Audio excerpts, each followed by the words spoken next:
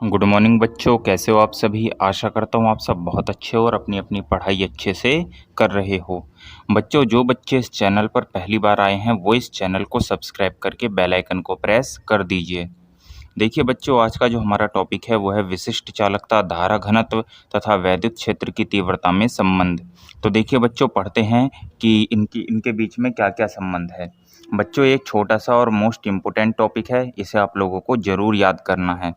तो देखिए, इसमें लिखा है कि हम जानते हैं कि विशिष्ट चालकता बराबर होती है बच्चों 1 में विशिष्ट प्रतिरोध। यानी कि जो विशिष्ट चालकता होती है वो विशिष्ट प्रतिरोध का व्युत्क्रम होती है।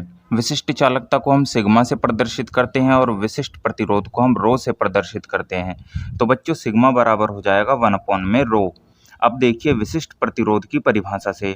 बच्चों, विशिष्ट प्रतिरोध की जो हमने परिभाषा पढ़ी थी पिछली वीडियो में, उसमें रो बराबर था वैद्युत क्षेत्र की तीव्रता अपॉन में धारा घनत्व। यानी कि किसी चालक में किसी बिंदु पर वैद्युत क्षेत्र की तीव्रता और धारा घनत्व के अनुपात को क्या बोलते हैं, उस चालक के पदार्थ का विशिष्ट प्रतिरोध। तो रो बराबर हो जाएगा बच्चों ई अपॉन में जे। भाई ई हो गया वैद्युत क्षेत्र की तीव्रता और जे हो गई धारा घनत्व। अब देखिए बच्चों, रो की जो वैल्यू है वो हम रख देंगे ऊपर, सिग्मा इक्वल टू 1 रो में रो की जब हम वैल्यू रख देंगे तो सिग्मा बराबर आएगा 1 में ई बटा जे। अब जे की मल्टीप्लाई ऊपर हो जाएगी तो सिग्मा इक्वल टू हो जाएगा जे अपॉन में ई। बच्चों, ई की मल्टीप्लाई हम सिग्मा में कर देंगे तो जे बराबर हो जाएगा सिग्मा ई। यानी कि जो धारा घनत्व होता है वो बच्चों विशिष्ट चालकता और वैद्युत क्षेत्र की तीव्रता के गुणा के बराबर होता है।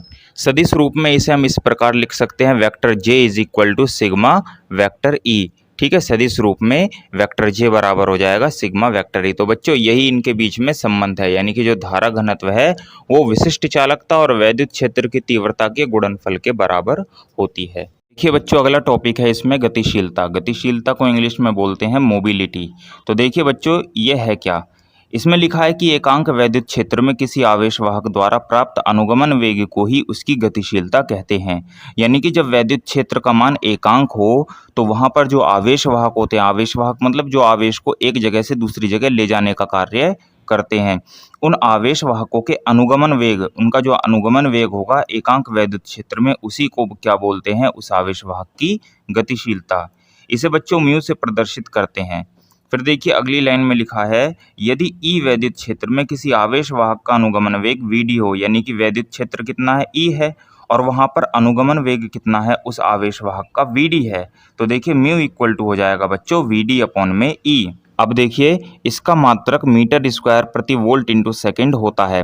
बच्चों देखिए, अनुगमन वेग का जो मात्रक होता है वो होता है मीटर प्रति सेकंड और इसका वैद्युत क्षेत्र की तीव्रता का मात्रक होता है वोल्ट प्रति मीटर। तो मीटर की मीटर में मल्टीप्लाई हो जाएगी और वोल्ट की सेकंड में मल्टीप्लाई हो जाएगी। तो बच्चों, इसका फाइनल जो मात्रक आएगा वो आएगा मीटर स्क्वायर प्रति वोल्ट इंटू सेकेंड। और इसकी जो विमा होगी वो बच्चों हो जाएगी m-1 L20 T2a। ठीक है, ये होती है इसकी विमा। अब देखिए बच्चों, अगला टॉपिक है गतिशीलता पर ताप का प्रभाव।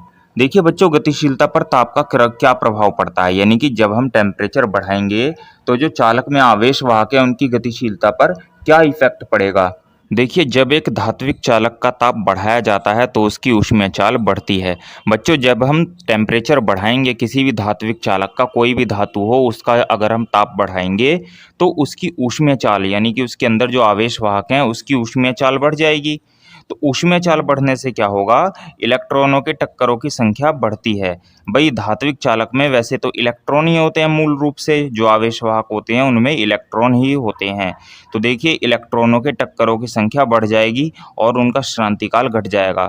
भाई जैसे जैसे टक्कर बढ़ते रहेंगे वो वैसे वैसे उनका श्रांतिकाल भी तो कम होता रहेगा, और जब श्रांतिकाल कम होएगा तो अनुगमन वेग क्या होगा, घट जाएगा। श्रांतिकाल के कम होने से अनुगमन वेग घट जाता है और बच्चों अनुगमन वेग घट जाने से गतिशीलता भी घट जाएगी। तो फाइनल हम ये बोल सकते हैं कि ताप बढ़ाने पर गतिशीलता घट जाती है। बच्चों एक चीज़ और, जो आवेशवाहक हल्के होते हैं उनकी गतिशीलता ज़्यादा होती है और जो आवेशवाहक भारी होते हैं उनकी गतिशीलता कम होती है। जैसे इलेक्ट्रॉन और प्रोटॉन में प्रोटॉन भारी है और इलेक्ट्रॉन हल्के हैं, तो इलेक्ट्रॉनों की गतिशीलता ज़्यादा होगी, प्रोटॉनों की गतिशीलता कम होगी। तो बच्चों आशा करता हूँ आपको ये सारे टॉपिक अच्छे से क्लियर हो गए होंगे। अगर किसी बच्चे को कोई प्रॉब्लम हो तो वो हमसे कमेंट बॉक्स में पूछ सकता है।